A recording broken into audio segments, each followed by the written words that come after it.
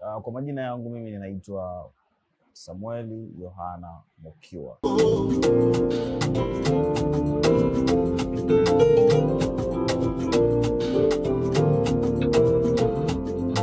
Anatunza kama Dami. Wewe hizi hapo Kama DJ Dami wangu. Napenda kujifunza na kwa sababu yeye ni mwalimu wa kwaya. Kwa hiyo wakati wowote ambapo anakuwa ananielekeza, ninaamini anatamani nifanye kitu bora zaidi. So hata kama naamini kwamba anajua kuimba, nafurahi ninapopata maelekezo ya kufanya kitu bora zaidi.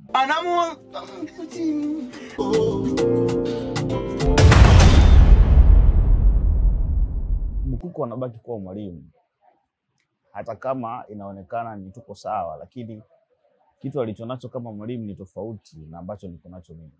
Kwa hiyo maelekezo yake ni muhimu. Narudi pale kwamba napenda kujifunza, na ninapoona ninapewa maelekezo ya kufanya kitu ambacho ni bora zaidi, hiyo inanijenga na waga sibaki tu hivyo. Kuna kitu waga naondoka nacho hapa.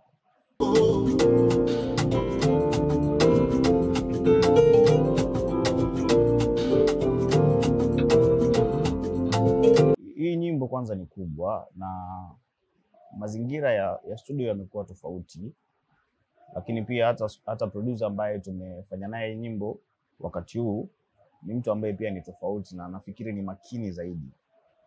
Kwa hiyo nimejisikia furaha sana kufanya hii nyimbo na huyu producer. Sauti yangu ni ile ile, japo studio kuna vitu vingi vinafanyika, lakini nikiimba kawaida, nikiimba studio the same. Sema nafikiri studio kuna ubora ambao unafanyika kwa maana ya kuzinyoosha sauti, then kuifanya sauti sound vizuri tofauti na nikiwa naimba live, kwa sababu wakati mwingine unakuta setting ya muziki haijafanyika sawa.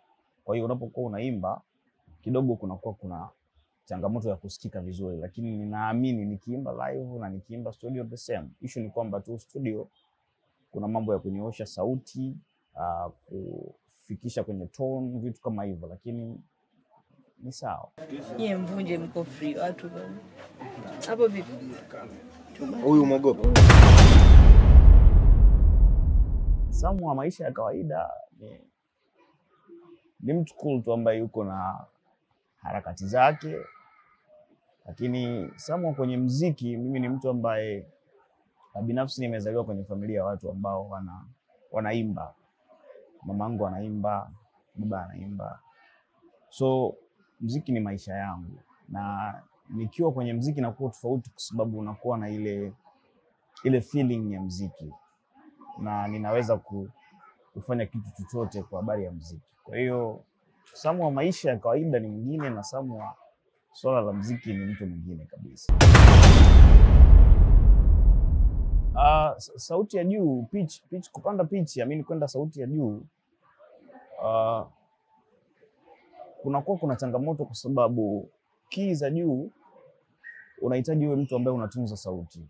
Yaani unailinda sauti yako na unaitengeneza. Wapo watu hawawezi kufika pitch, ni kweli, lakini ili uimbe pitch za juu ni mtu ambaye unatakiwa kuitunza sauti. So mambo yanakuwa ni mengi kwa waimbaji tuliopo this time around, kwa sababu tumefanya vitu vingi sana ambavyo vinasababisha tunaleta changamoto kwenye sauti zetu, na inakuwa sababu ya kutokufika. Lakini kwa binafsi waga napambana kufika, kwa sababu ninamshukuru Mungu ninaweza, nina hiyo ya kuimba pitch ya juu ninaweza. Japo kwa wakati huu kidogo siko sawa hivyo, lakini ninaweza. Ninachowaambia watu wakaribie na wausikilize huu wimbo. Huu wimbo ni mkubwa na umebeba message kubwa sana kwa ajili ya kwetu sisi na kwa ajili ya watu ambao tumewaandalia huu wimbo. Kwa hiyo wausikilize vizuri kwa makini na wataelewa kile ambacho Mungu alitupa kukifanya kwa habari ya huu wimbo.